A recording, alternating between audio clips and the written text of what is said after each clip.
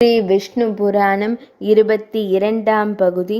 தேவர் அதிகாரமும் பகவத் மகிமையும். மைத்ரேய முனிவரே, பூர்வத்தில் பிருத்து மாமன்னன் மாமுனிவர்களால் முடிசூடப்பட்ட போது கிரக நட்சத்திரங்களுக்கும் ஔஷதிகளுக்கும் பிராமணர்களுக்கும் வேள்விகளுக்கும் தவங்களுக்கும் சந்திரனை அரசராக பிரம்மதேவர் நியமித்தார்.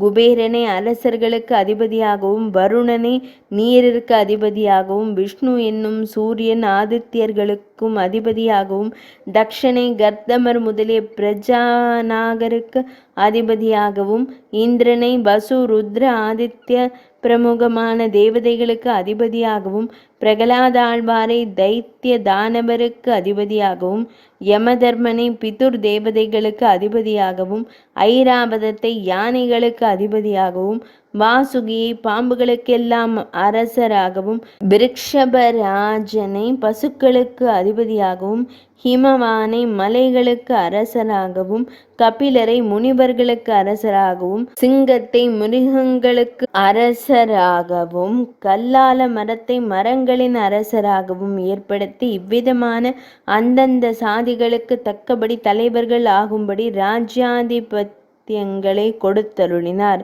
இப்படி செய்த பிறகு அந்த பிரம்மதேவர் வைராச பிரஜாபதியான குமாரனான சுதன்வாவை கீழ் திசைக்கு அதிபதியாகவும் கர்தம பிரஜாபதியின் தனையனான சங்கபதனை தென் திசைக்கு அதிபதியாகவும் ரஜசு என்ற பிரஜாபதியின் மகனான கேதுமா என்பவனை மேலை திசைக்கு அதிபதியாகவும் பர்வசன்ய பிரஜாபதியின் மகனான ஹிரண்ய ரோமா என்பவனை வடதிசைக்கு அதிபதியாகவும் நியமித்தான். அவர்களால் தீவுகள், சமுத்திரங்கள், மலைகள் ஆகியவற்றுடன் கூடிய பூமண்டலம் யாவும் இதுவரையில் தங்கள் எல்லைகளிலேயே தர்மமாக பரிபாலிக்கப்பட்டு வருகின்றன. இப்போது நான் கூறியவர்களும் மற்ற அரசர்களும் ஜெகத்தை ரட்சிப்பதில் புகுந்துள்ள ஸ்ரீமன் நாராயணருடைய விபூதியாக இருப்பவர்கள் என்று அறிந்து கொள்வீராக. பூர்வத்தில் இருந்தோரும் இப்போது இருப்போரும் இனிமேல் உண்டாவோருமான பூதாதிபதிகள் யார் யார் உண்டோ அவர்கள் அனைவருமே சர்வமயமான இருக்கும் விஷ்ணு அம்சபூதர் என்று அறிவீராக. தேவ தானவ பைசாச மானு பட்சி மிருக பன்னதாதிபதிகளும் கிரகாதிபதிகளும் விருட்ச பருவதாதிபதிகளுமாக இருப்போரும் சென்றோரும் உண்டாவோரும் யாவரும் சர்வபூதமயனான ஸ்ரீ விஷ்ணுமூர்த்தியின் அம்சபூதரை அன்றி வேறல்ல. மைத்ரேய முனிவரே, ஜெகத்ரட்சண தீட்சிதனும் சர்வலோகேஸ்வரனுமான ஸ்ரீஹரியை தவிர யாருக்கும் காக்கும் திறமையில்லை.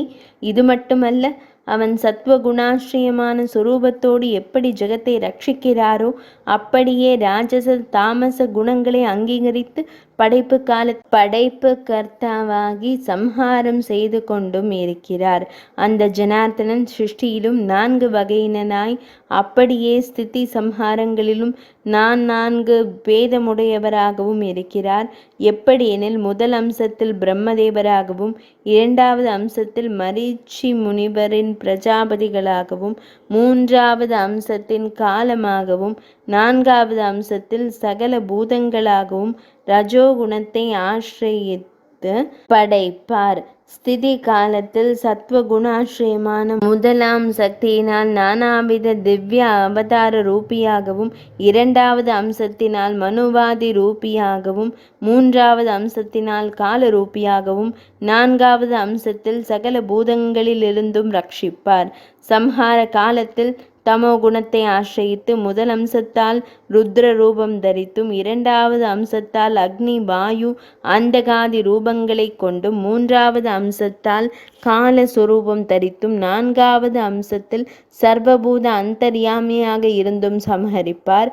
மைத்ரேய முனிவரே, இவ்விதமாக கல்பந்தோறும் படைத்தல், காத்தல், அழித்தல் ஆகிய கிரியைகளில் எம்பெருமானுக்கு 4 பேதங்கள் சொல்லப்பட்டிருக்கின்றன.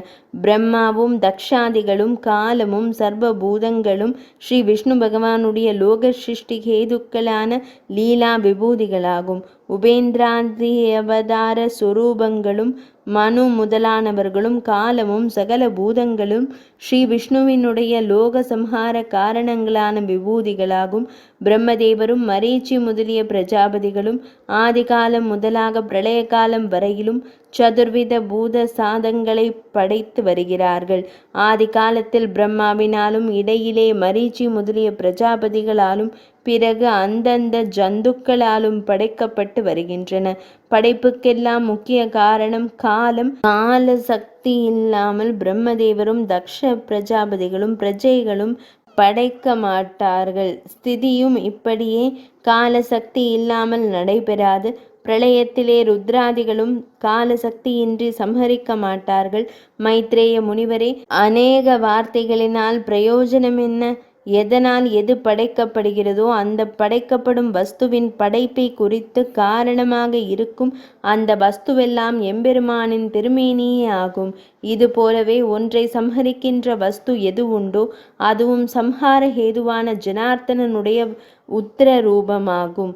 ஸ்ரீ விஷ்ணுவே சிருஷ்டியும் ரக்ஷணையும் சம்ஹாரமும் செய்யும் ஜீவன்களுக்கு அந்தர்யாமியாக சிருஷ்டி சிதி சம்ஹாரங்களை செய்தருளுகிறார். இவ்விதமாகவே சத்வ ரஜச தமோ குணங்களில் புகுந்து சிருஷ்டி காலம் முதலிய காலங்களினால் 3 விதமாக இருக்கிற பிரம்மாதி ஸ்தாவராந்தமான ஸ்ரீமன் நாராயணனுடைய ரூபத்தை விவரித்தேன். இனிமேல் முக்த ஜீவமயமான அவருடைய ரூப அந்தரத்தை கூறுகிறேன், கேளுங்கள்.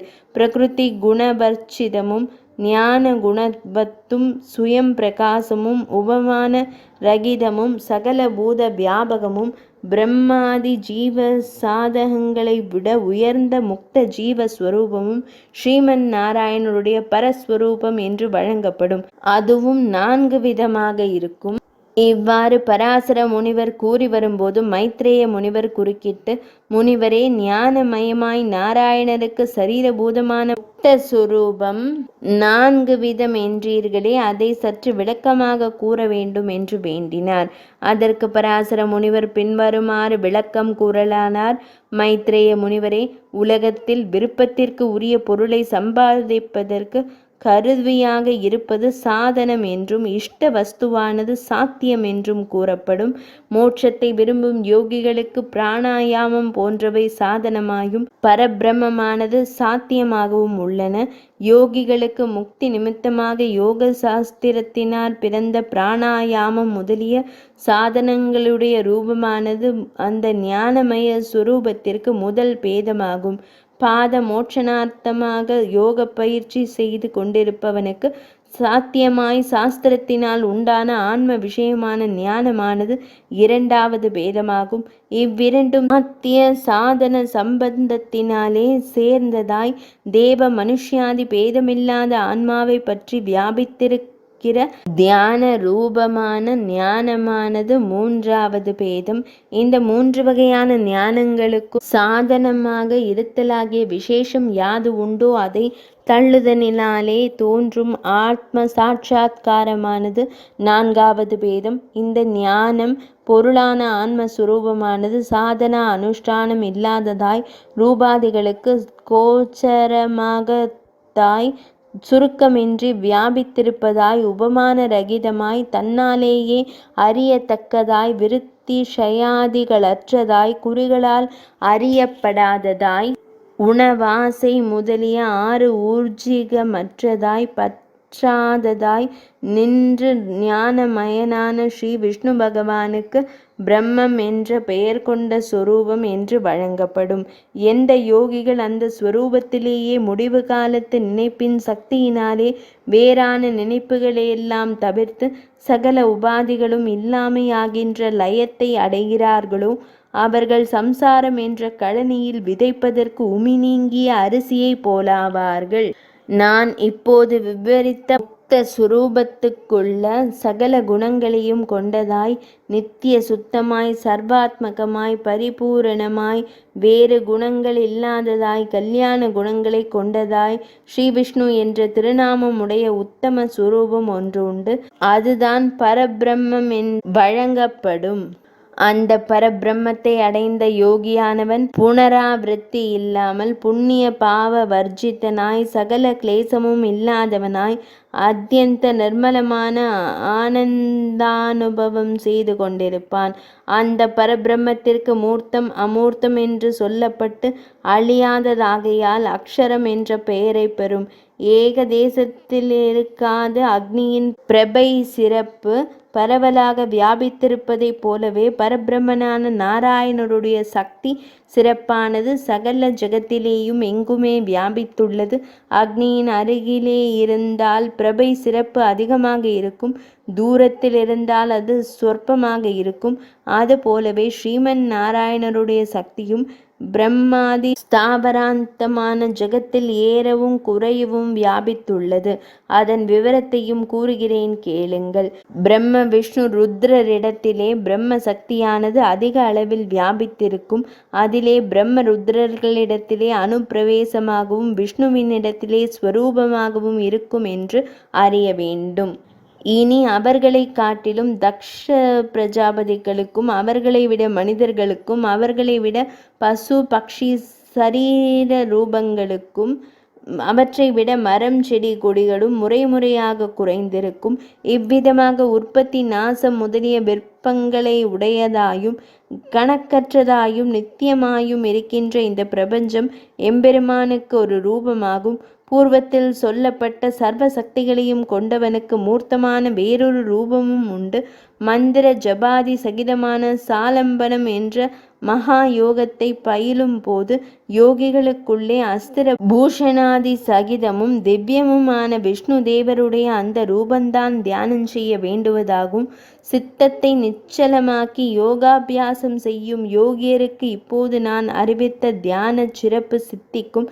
மைத்ரேய முனிவரே, அந்த எம்பெருமானுக்கு முன்பு சொன்ன சகல ரூபங்களை விட பரமமான ரூபம் அந்த விஷ்ணு ஸ்வரூபமே அல்லாது வேறல்ல. அதுவே திருவுள்ள முகந்த ஸ்வரூபம். ஏனென்றால் அந்த ஸ்ரீஹரியே சர்வாத்மகமான பரபிரம்மஸ்வரூபம். அவனிடமே சகல லோகங்களும் வஸ்திரங்களில் நூல்களைப் போல கலந்து கோப்புண்டு இருக்கின்றன. எப்படியெனில் சகல உலகங்களும் அவனாகவே உண்டாகி அவனிடத்திலேயே நின்றிருக்கின்றன. சராட்சரமயனான ஸ்ரீ விஷ்ணு பிரகிருதி புருஷாதிகளை எல்லாம் அஸ்திர பூஷணங்களாக திரிந்திருப்பவன். இவ்வாறு பராசரர் கூறியது மைத்ரேய முனிவர் குறுக்கிட்டு, முனிவர் பெருமானே, ஸ்ரீமன் நாராயணன் சகல ஜகத்தையும் அஸ்திர பூஷண சுரூபமாக தரித்திருக்கும் விதத்தை கூற வேண்டும் என்று கேட்டார். பராசர முனிவர் அதற்கு பின்வருமாறு விவரித்து கூறினார்.